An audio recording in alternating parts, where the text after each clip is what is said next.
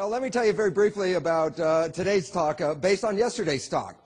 Yesterday's talk was very briefly going into this very important fact that we have bought a belief system called genetic determinism, the belief that genes control our biology and control our lives. And we bought this based on a premise that was actually founded by Charles Darwin in 1859, that hereditary traits control life. And then there was a search for what those hereditary traits are, and it led to the discovery of the DNA double helix, and everybody just bought into, oh my God, this is exactly what we were looking for, and that genes control our lives. What my research that I talked about yesterday was that this is completely wrong assumption. In fact, it's so wrong, it's actually quite disturbing as a consequence of medicine is based on that, and by trying to understand all of our ills through genes, we have gone in the wrong direction. That in fact genes do not control life, that life is controlled by perception. And this is what yesterday's lecture was all about, how what we see in the world is converted by the cell into both behavior and to genetic expression. So basically what we were getting at was our whole fundamental belief system about genes is corrupt, and that we really have to understand a new way of looking at life.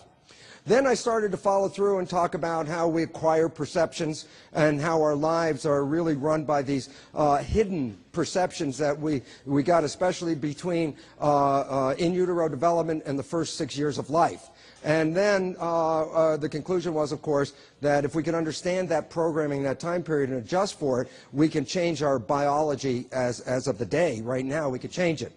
So I come in today's lecture with a continuation of that story, but as it relates to the story of evolution. And as we talk about the story of evolution, we're all familiar with the stuff that's in the textbook about the concept called neo-Darwinian evolution. Darwinian evolution was the philosophical understanding about the survival in the struggle for existence.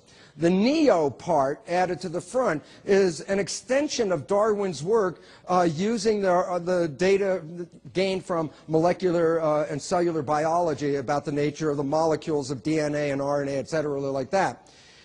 I could summarize very briefly that there are two fundamental steps in the theory of Darwin's theory of evolution. And basically, and it said this: genes control life, and that's, of course, the first step. And then, as a consequence of that, alterations of the genetic message occur, and they occur randomly. And this is a very important point because it suggests that all mutations are just accidents, that in copying the genetic material, that an error is occurring during the copying, you put in the wrong bases, and then you change the blueprint that the DNA represents, and then the product of that gene is altered, and then as a result of that, you either cause a disturbance to the system, or in the most extreme and unlikely situation, an alteration could actually improve the situation, okay? But the whole premise is that it was random. As a result of that belief, it says, then evolution was just a whole series of accidents. And when we look at it that way, then it says, how did we get here? And it's just like, it's just a bunch of accidents, so where are we going? Well, we have no idea where the heck we're going because we don't know what the next accident is going to be. And so essentially, we live from day to day with a surprise of what we might expect for tomorrow. In the process of having a random mutation, as I said, sometimes the product of the gene that's mutated enhances life, which is very infrequent, not many studies that show that, and almost all of the time a mutation actually takes away from the viability or healthiness of an individual.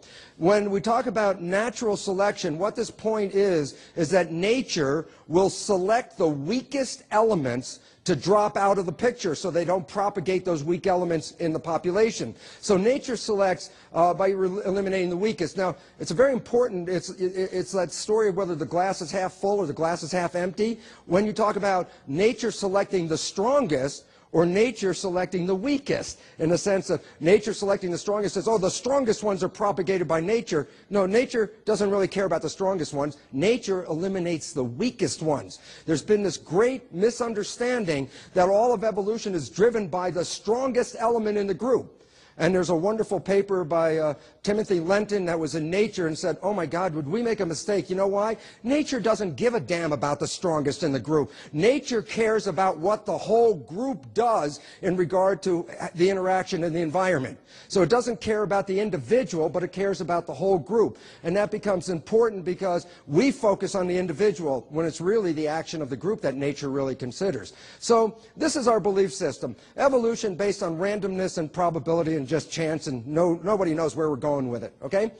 I'm going to tell you, I don't support that. It doesn't work, and there are so many reasons as to why biologically this doesn't work that we're really in search of another theory of evolution.